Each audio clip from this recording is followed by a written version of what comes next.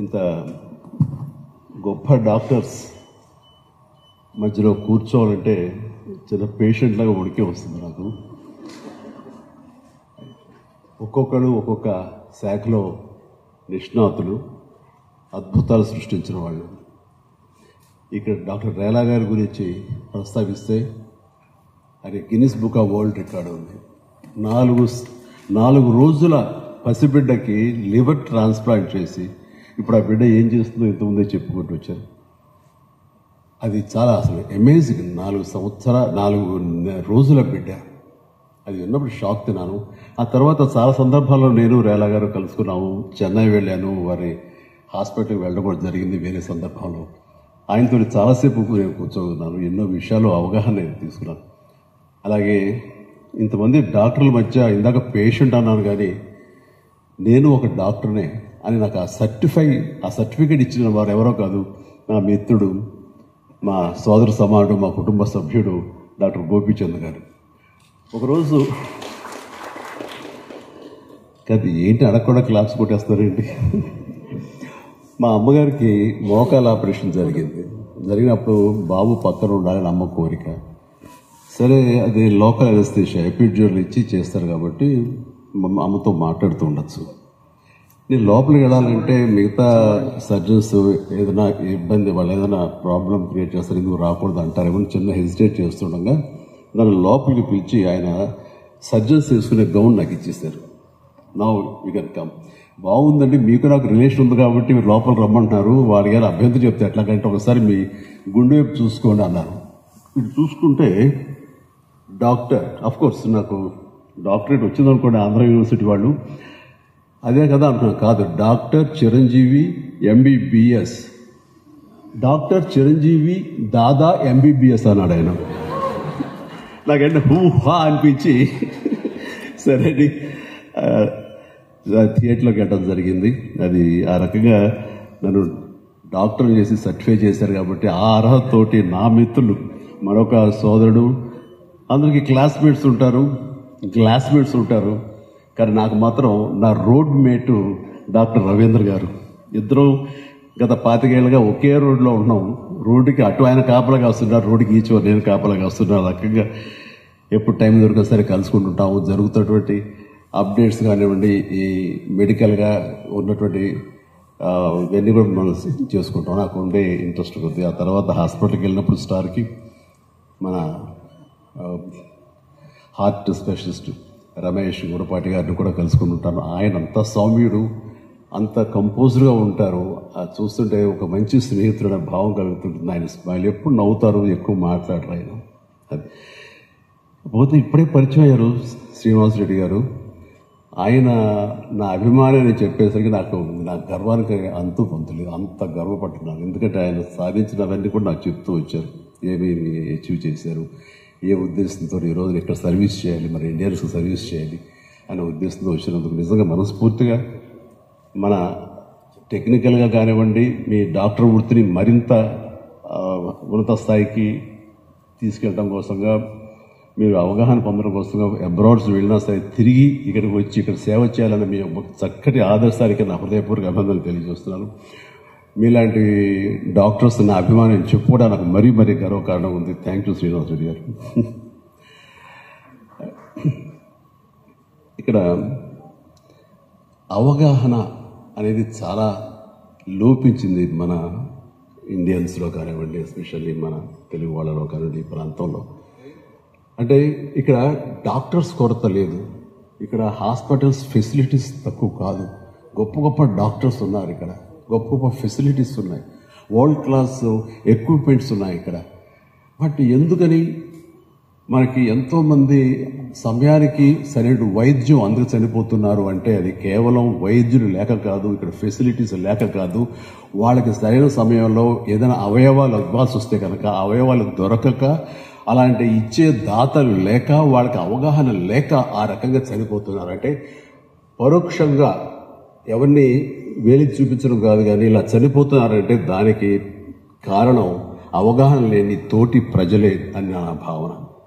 నిజంగానే ఇది 25 సంవత్సరాల క్రితం పైన బ్లడ్ దొరకక ఎంతోమంది రోడ్ యాక్సిడెంట్స్లో చనిపోతున్నారు. ప్రసవం టైంలో, డెలివరీ టైంలో మహిళలు చనిపోతున్నారు. తలసీమియా వ్యాధి కానీ, ఇంకోటి కానీ, లుకేమియా ఇలాంటివి వచ్చినప్పుడు వాళ్ళకి సరైన సమయంలో బ్లడ్ లేక చూస్తుండగానే ప్రాణాలు పోగొట్టుకుంటున్నారు. ఇది మన ఇండియా పరిస్థితి అని ఒక ఆర్టికల్ చదివిన తర్వాత నాకు ఒకసారి అనిపించింది, మనకి జనసాంద్రత ఉన్న భారతదేశం. అలాగే నా విషయానికి వస్తే నాకు వేలు లక్షల్లో అభిమానులు ఉన్నారు. వీళ్ళంతసేపటికి థియేటర్స్కి వెళ్ళటం, పాలాభిషేకాలు చేయటం, అక్కడ క్లాప్స్ కొట్టడం ఇవి కాదు కదా.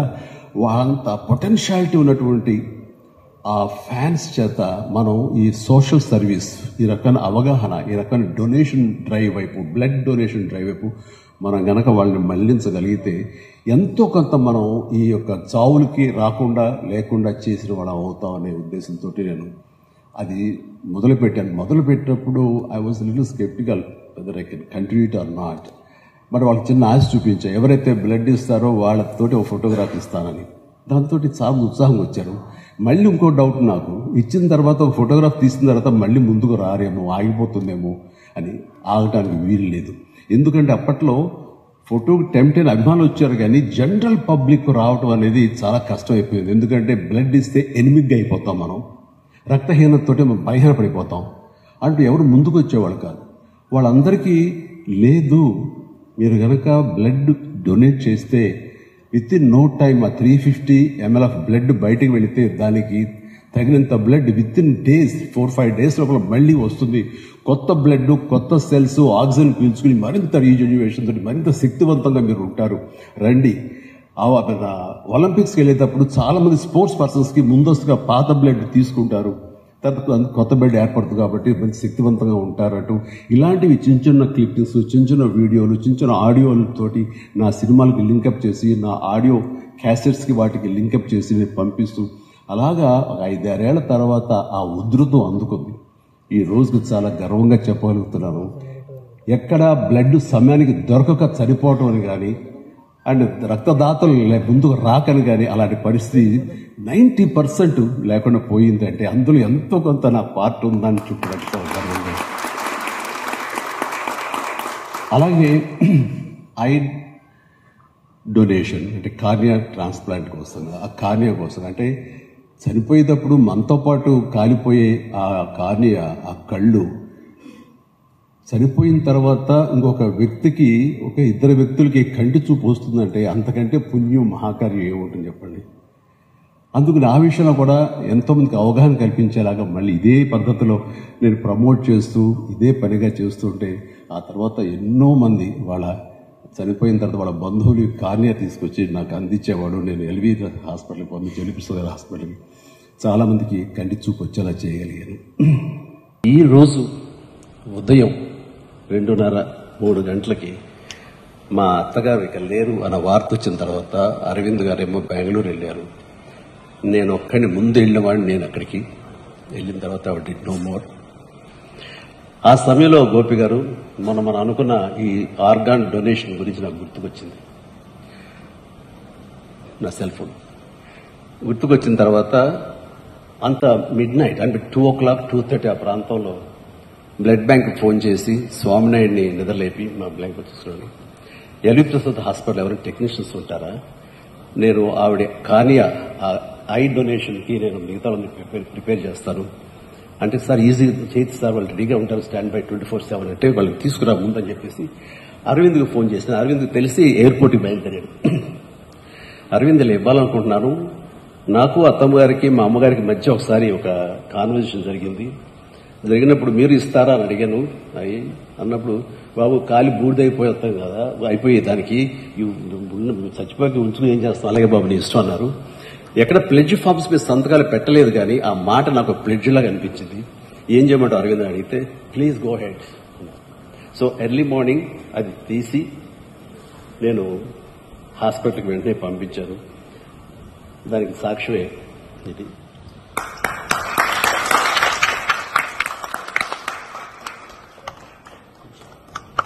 దేవుడు అనేవాడు ఎవరో ఎక్కడో లేదండి, మన మంచి మనసులో ఉంది, మన దాన గుణంలో ఉంది. ఎంతోమందిని మోటివేట్ చేసి మరి ఎంతోమందికి ప్రాణం పోయటంలో ఉంది. ఆ అవకాశం భగవంతుడు మనకి ఇచ్చాడు. భగవంతుడు స్వార్థపరుడు కాదు. నన్ను పూజిస్తేనే, నాకు అష్టోత్తరాలు చదివితేనే, నాకు వ్రతాలు చేస్తేనే, నాకు యాగాలు చేస్తేనే మేము దీవిస్తాను అనండు. మీరు కూడా భగవంతులా కీర్తించబడతారా? మీరు చేయండి, ఇదిగో ఈ అవయవాలు ఈ విధంగా చేయండి. డాక్టర్స్ మనకు దారి చూపిస్తున్నారు. డాక్టర్స్ మనకి ఇలాంటి అవయవాలను ఇస్తే కనుక మీరు ప్రాణం పోసిన వాడు అవుతారు. ప్రాణం పోసిన వాడు భగవంతుడే కదరా. ప్రాణం పోసే అవకాశం మనిషికి ఉంది. మీరు దేవుడు అవుతారు అని చెప్పేసి ఆయన చెప్తుంటే ఎంతమంది అర్థం చేసుకుంటున్నారు. కాబట్టి ఇది స్ఫూర్తిగా తీసుకుని ప్రతి ఒక్కళ్ళు ఆలోచించండి.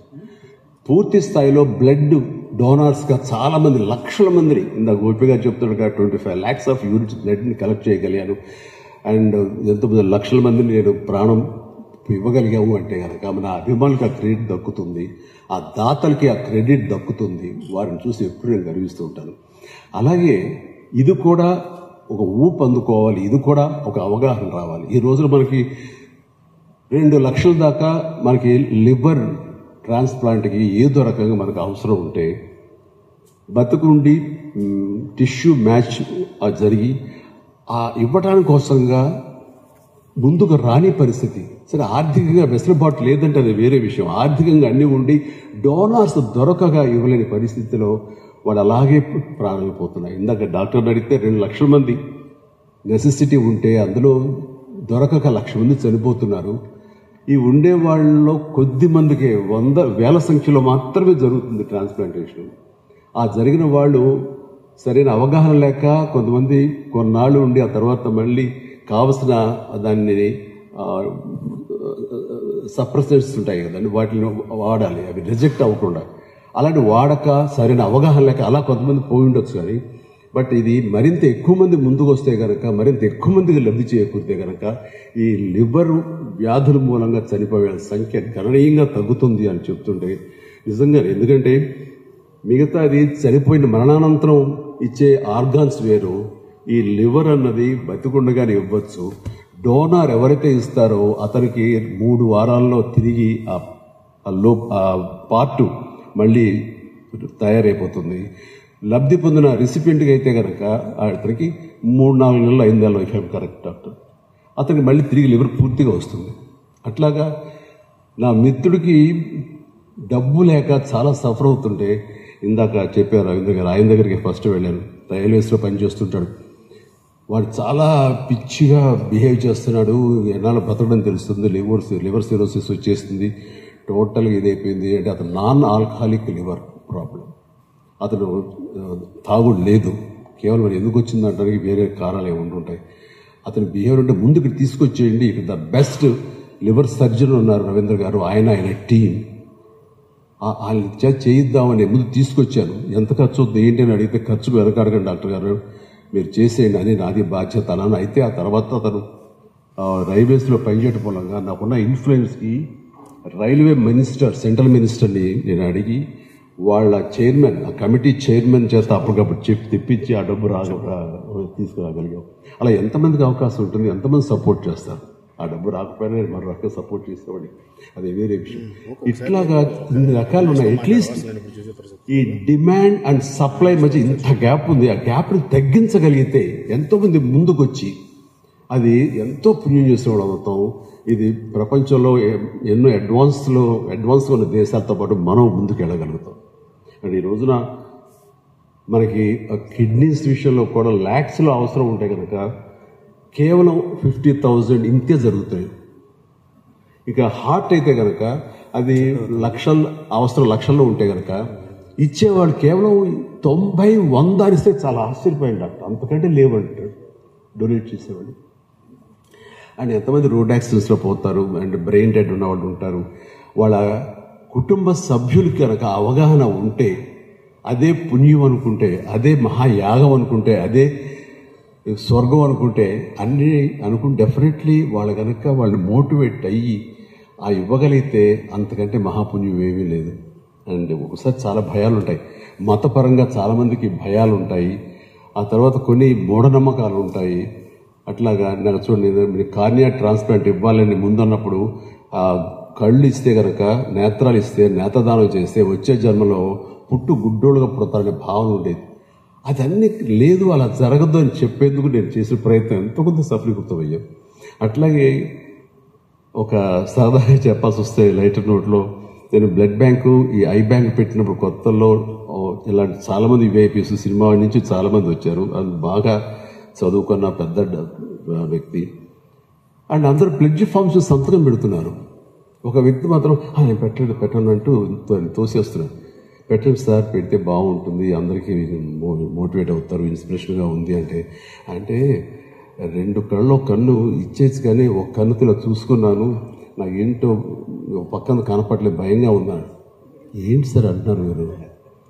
బతుకుండగా కాదు సార్, మనం మరణానంతరం తీసుకుంటారనేసరికి నాకు చాలా ఆశ్చర్యం వేస్తుంది. అంటే నేత్రదానం చేయండి, ఐ డొనేషన్ చేయండి అంటే బతికుండగా తీసుకుంటారంటే అంత ఎడ్యుకేటెడ్, అంత అడ్వాన్స్డ్ ఈ సినిమా ఫీల్డ్లో ఉన్న మాకు కూడా సరైన అవగాహన లేదు. అంటే లోపం ఎక్కడుందంటే వాళ్ళని ఎడ్యుకేట్ చేయటంలో ఉంది, వాళ్ళకి అవగాహన కల్పించటంలో ఉంది. కాబట్టి ఈ రోజున ఈ సభకి ఎందుకు నన్ను పిలిచారు అంటే, నాలాంటి వాడితో చెప్పిస్తే ఈ మాట 10 మందికి చేరుతుంది, 10 మంది మోటివేట్ అవుతారు, 10 మంది ఆలోచనలు పడతారు.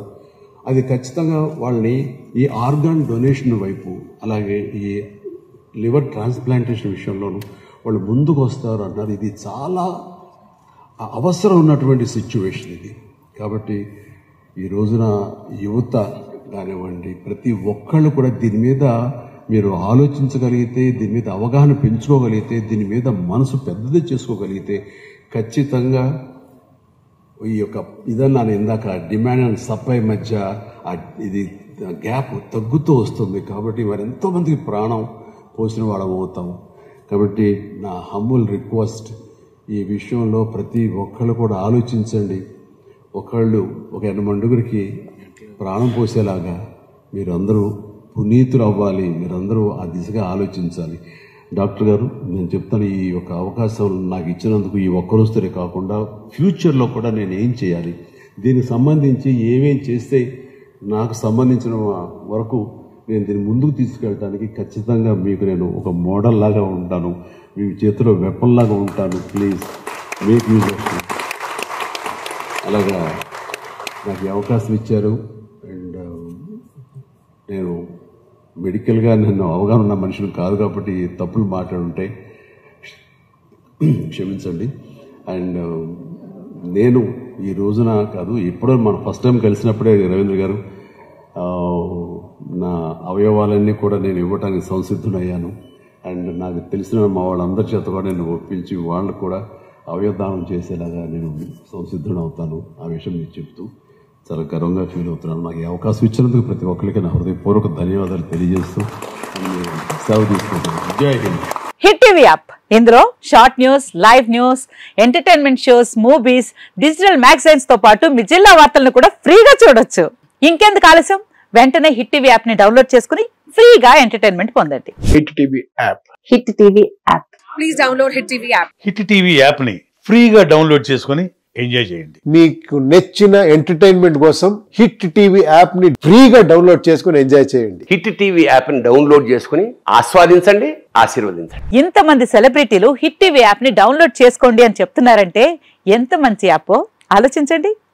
అమెరికా అమెరికా అమెరికా అమెరికాలో చదవాలనుకునే వాళ్ళకి విశ్వసనీయమైన పేరు మన శౌర్య కన్సల్టెన్సీ. UK లో 1 year masters, UK లో 1 year masters, 2 years work permit up to 5 years visa. Contact Saurya Consultancy. Contact 89851 89851.